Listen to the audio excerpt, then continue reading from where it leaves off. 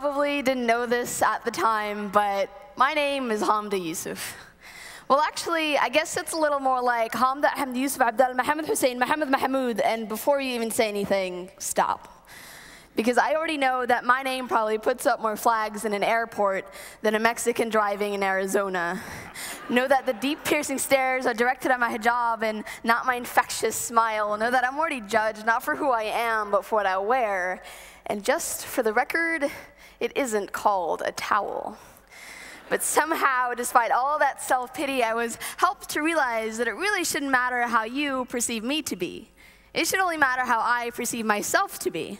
And while I already know that I'm Hamda Yusuf, poet, I'm Hamda Yusuf, and I've seen The Lion King 17 times, and I've cried every single time Mufasa died. I'm Hamda Yusuf, and Albus Dumbledore is kind of my hero. I'm Hamda Yusuf, and I can solve a Rubik's Cube in under a minute. Well, I'm Hamda Yusuf, and I used to be able to solve a Rubik's Cube under a minute. I'm Hamda Yusuf, and I can scare an entire plane full of people by just getting up to use the bathroom. I'm Hamda Yusuf, and I'm Muslim. Not Muslim or Islams, but Muslim. It's really not that hard to say, or bad like the media portrays, or evil like the men holding guns that the TV displays. It's a peaceful, self-fulfilling religion, and I really couldn't ask for more, and I'm sick and tired of hearing about countries banning the burqa to protect women's rights when it's really just them taking away our right to choose.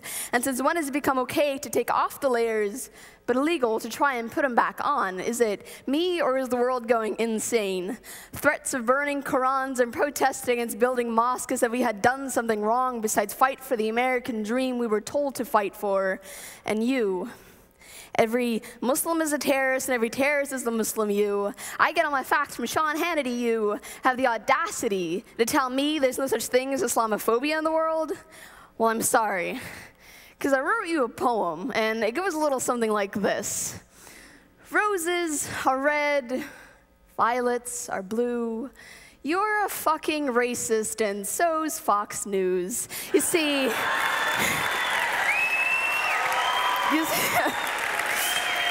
You see, I promised myself that I would speak to every single person that's ever called me a towelhead. And unfortunately for both of us, you're on my list. So how about you take a seat on my couch and take a sip of my mother's tea, and I'll explain to you, as politely as can be, how my father has told me more times that I can count on my fingers that I can be whatever I want to be. I can be that lawyer, be that doctor, be that engineer, but I will never, ever, ever be just another towelhead.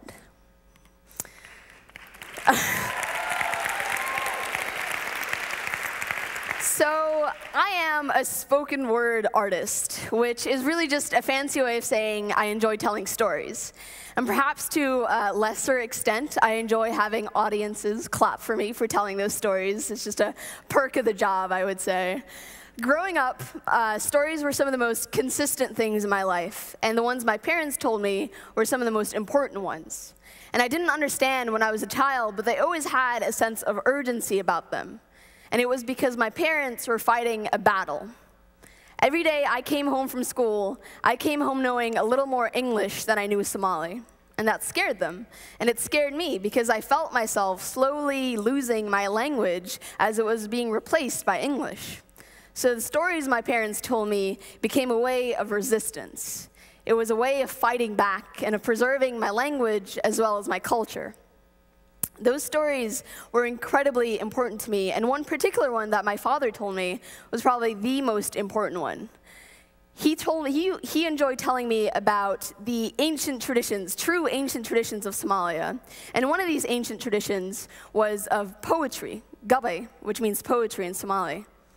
And what two disputing clans would do when they were fighting over land or what have you, they would, before they fought with swords, they would fight with words. And the way they did that was each clan would send their very best poet to the probably 12th century Somali equivalent of Fifth Avenue Theater, and they would battle it out, flying metaphors and similes and alliteration, and this would all happen before those clans battled with weapons. And I thought that was the most amazing thing ever. I was telling people about it for weeks, hey, have you heard? And I don't think anybody thought it was as cool as I did, and I didn't understand why, because, basically, my ancestors invented the modern-day rap battle. Yeah. So I guess I'm saying you're welcome, yeah? So that's our gift to you all, the rap battle. My father telling me that story was my first tiny baby step towards poetry. And those of you who know of the art of spoken word know that it is not a gentle one. And so instead of, it isn't exactly quiet snaps in darkened rooms where people talk like this. It's not like that. It's loud. It is obnoxiously loud. It is unapologetically loud. And so instead of me dancing around the possibility of coming on stage and performing a poem, spoken word yanked me on stage and put a microphone in my hand and said, speak. So I did. And my voice was incredibly shaky and unsure of itself, but something amazing happened anyway. People listened to me. And they didn't just listen to me, they connected with me, they laughed with me, they groaned with me, they hooted and hollered and yelled their amens from the back of the room, and it electrified me. Slowly, my voice started getting louder and more confident until it had completely transformed not only spoken word Hamda, but everyday, incredibly awkward teenager Hamda. I was no longer that quiet, unassuming Muslim girl who was exceedingly polite. I was unapologetic. I was loud and fierce. I learned how to stop apologizing for the ignorance of others. This was the biggest gift that spoken word gave to me, my voice. So it handed me, along with that microphone that was shaking in my hand, it handed me my voice. And through that, I was able to find my place in a country where, depending on who you asked, I was too much of some things and not enough of others.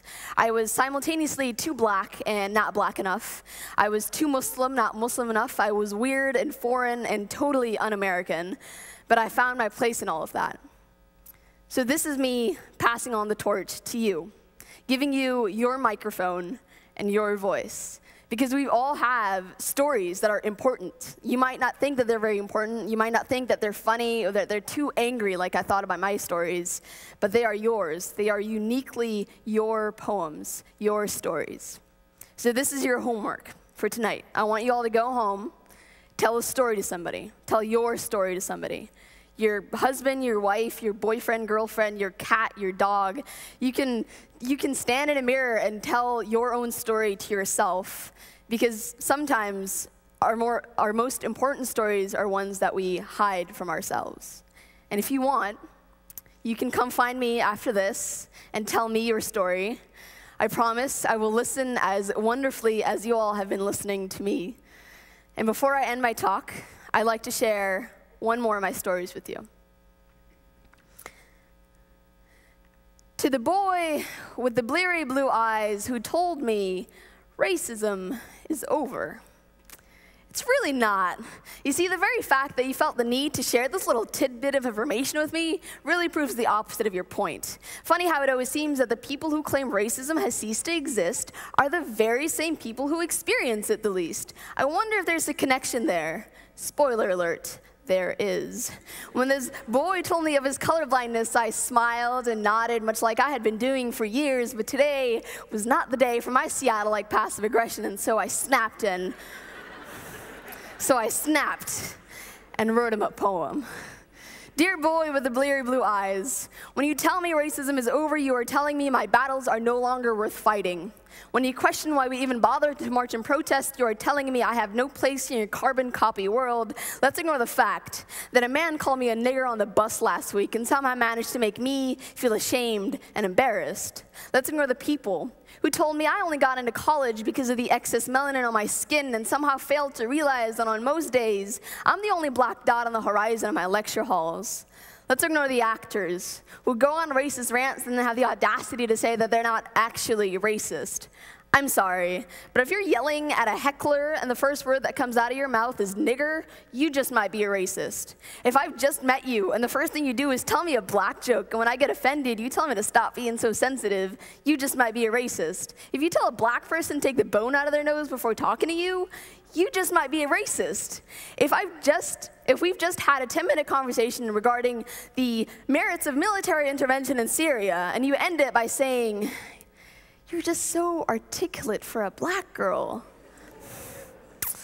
I'm sorry, but that's not actually a compliment. Having you be surprised at the fact that I can string two words together and make a sentence isn't a compliment. Telling me I'm your favorite black person isn't a compliment. Telling me I look so exotic isn't a compliment. And gentlemen, also not a pickup line. No, you can't touch my skin. No, you can't feel my hair. Stop asking me to teach you how to twerk, because I don't actually know how to.